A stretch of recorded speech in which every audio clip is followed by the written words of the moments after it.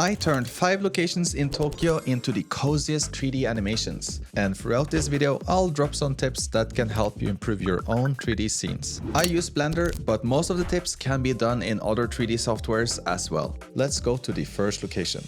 Tokyo Tower. Tokyo Tower is actually 3 meters taller than the Eiffel Tower. Ha, take that, France. I think it's one of the most iconic buildings in Tokyo. And just look at how Tokyo has changed from 1958 to now. 1/3 of the steel used to build the tower came from destroyed American tanks in the Korean War. And modeling the Tokyo Tower is not that hard, because it kinda has its own real-life wireframe. So I just replicated that pattern. It looks good enough. And for the backdrop, let's add a nice sky gradient, some buildings, and some nice green trees. And now for the fun part, let's add some animation. For the buildings, let's make them pop up. I often add some easing like this to make the animation extra smooth.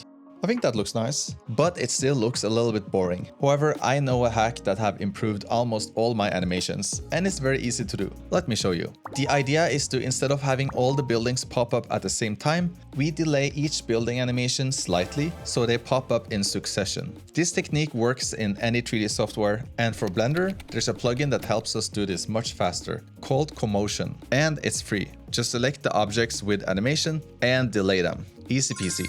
Just look at this, much better already. And let's do something similar for the trees, but with a slightly more complex animation. Nice. I'll add some animation to the Tokyo Tower too. Now let's render this and see how it turned out.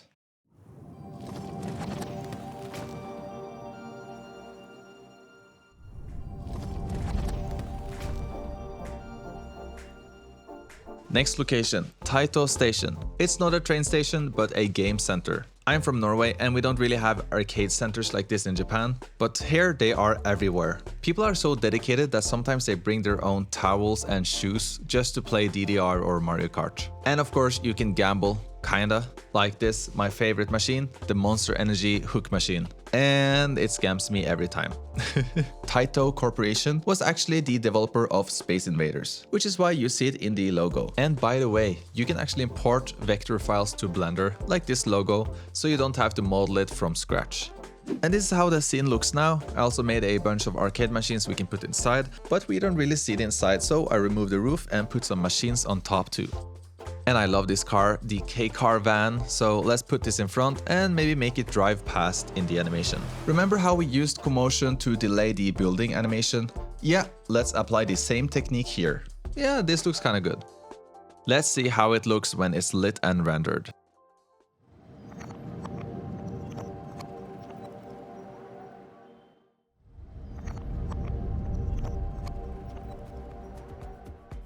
And if you want the project files or an in-depth tutorial on how you can make your own scenes like this, check out my Patreon, link in description. And for the next location, if you've been to Japan, you have definitely been here. And before I show you the location, let me see if you can guess it just based on the music. Yep, we're doing Family Mart. Family Mart was actually first opened in Saitama, and no, not the bald anime guy, but the city near Tokyo. And they don't only have stores in Japan, but they also have stores in Taiwan, China, Thailand, Vietnam, Indonesia, Malaysia, and the Philippines too. And of course, as a foreigner, I have to buy the most typical foreigner meal, which is onigiri with tuna mayo and Aquarius. Also, if you want merch, you can also buy Family Mart socks here. Alright, back to the 3D scene. Let's add the logo and some colors. And of course, let's fill the inside with products because no one wants to visit an empty Family Mart. And here's another tip for you guys. This is how I color a bunch of products quickly. First, add a noise texture and then add the texture coordinate node to make sure it uses the UV map. Also make sure each UV island is really small. So instead of seeing the noise, each face becomes a flat shade of gray. Connect this into a color ramp, adjust it, and we have randomized colors. And later in the video, I'll show you an even better way of doing this. Alright, animation done. Let's render this and see how it turned out.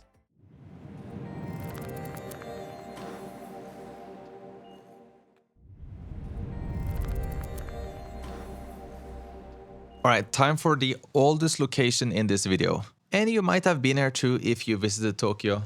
The Sensoji temple. It's around 1400 years old. almost as old as Maya. There's often festivals here called Matsuri in Japanese, and loads of shops and restaurants. It's a really nice area to visit. Just don't visit during a hot summer's day, since it's usually filled to the brim with people and incredibly warm. Actually, in Tokyo, during these summer months, more than 1,000 people get heat stroke every single day. Alright, so the scene is looking nice. We have people, trees, the temple, and animation. However, it doesn't feel like a Matsuri festival. Let's work on the atmosphere. And also, I want to add some fireworks, but I'm pretty bad at simulations, so I have another idea. First, I made these simple firework illustrations in Figma, then I imported them to Blender as a SVG file and put them on the walls. For the animation, I just animated the path to make it seem like a firework shooting. And we have fireworks. I wonder how this will look in the final render.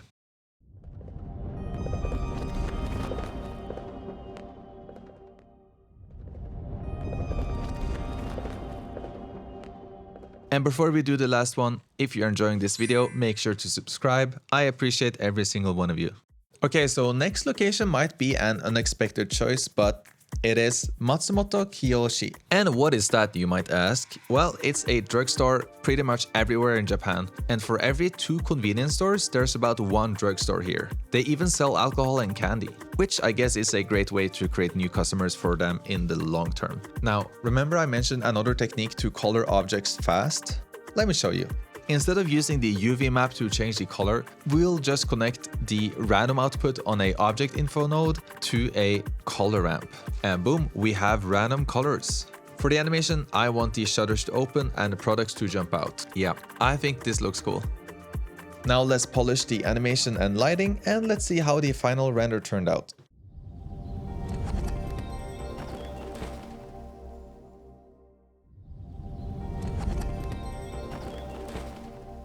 Alright, that's all the cozy renders. Which one do you think turned out best and which one do you think turned out worst? I hope you learned something and enjoyed the video. Also, thanks to Seven of Heaven for the great sound design on each animation. Link to his SoundCloud in description. And yes, I'm working on a part 2 of the 3D Basics series. That's actually the next video I'm uploading, so stay tuned. See you next time.